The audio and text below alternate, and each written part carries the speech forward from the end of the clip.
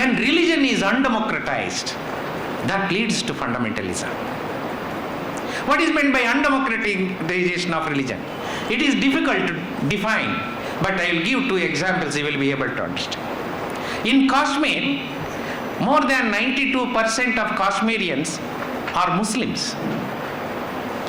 In Kashmir, a Muslim lady will not wear burqa. But today, Islamic fundamentalists have penetrated into the Kashmir valley and forcing a woman in the college gates to wear burqa. Against the will of Kashmiri women, fundamentalists are forcing to wear burqa. This is undemocratization of religion. Commanding me to follow a thing against my will. Imposing something against me, against my will, my choice. That is undemocratization. I'll give another example. In Kerala, there is a community, Bora community. Some time back, the religious head of that Bora community issued a farman that all men of our community should wear a cap. A person like Parthasarthi, he said, I will not wear. This message was carried to the pontiff, that is religious head. He said, then you outcast him. Yes. Parthasarthi is outcasted. What do you do with his wife? His parents, his brothers, his sisters. Is it not dividing husband and wife, parent and children, brothers and sisters? This type of dividing the people, dividing the families, dividing the communities is undemocratization of religion. This is what is we have to oppose. Therefore, we need not oppose religion, we are required to oppose undemocratization of religion. Sometime back, I was an portfolio, you will call it as portfolio judge. Each district will have one high court judge as in charge. I went to North Karnataka when I was a portfolio judge there. I went to an official function. The advocates came and put a tilaka to me. They didn't even ask me. Against my will, they put tilaka. If I don't, then there will be a clash. This I say undemocratization. You have to do Pad Puja. If you don't do, you will be outcasted. You have to give Kanike. If you don't give, you will be outcasted. This is how religion is undemocratized. This is against the human society and civilization.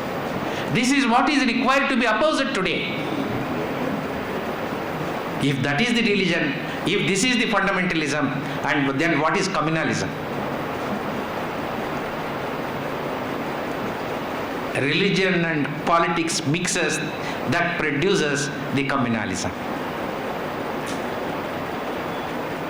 A king is expected to rule the country by addressing your problems, by solving your problems, by providing some remedy to you.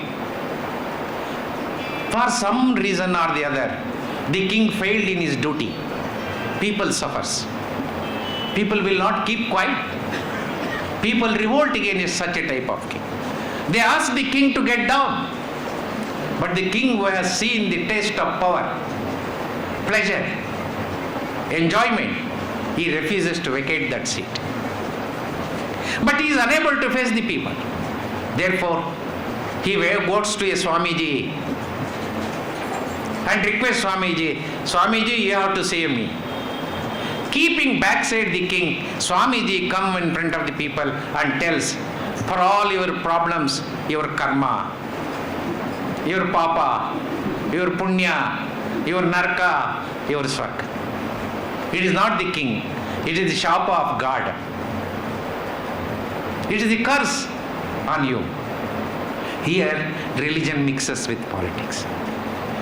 This cocktail of religion mixing with politics produces the communalism. This is what is happening today.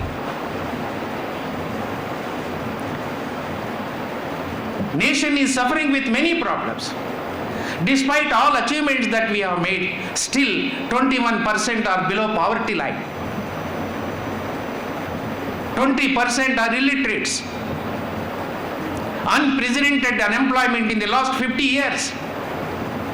Farmers are committing suicide. Industry is in crisis. Employed people have become unemployed. Social justice is becoming irrelevant. In such a situation, instead of solving these problems, they are diverting the attention of the masses in another way. That is the reason why during the course of elections, human problems are not being debated, only emotional issues. They are giving one after the other and are diverting the attention of the masses. 7-8 years back, I heard in the newspapers and I read in the newspapers, Bhagavad Gita is to be made national epic. The whole nation revolved around it and debated. After 6 months it went back. Then they came forward, Gar Wapsi. We revolved around it. Then we debated it. That went back. Then they came, Love Jihadi, beef eating, cow launching, Hijab, Halal, Hazan. Friends, if we don't resist these things, if we don't give agenda to them, there will be another issue like this emotional issue in another 15-20 days. Therefore, this is the type of thing that it is going on. Therefore, a time has come where we have to debate and discuss how to provide an agenda for the enemy, agenda for the communal forces, agenda for the fundamental forces.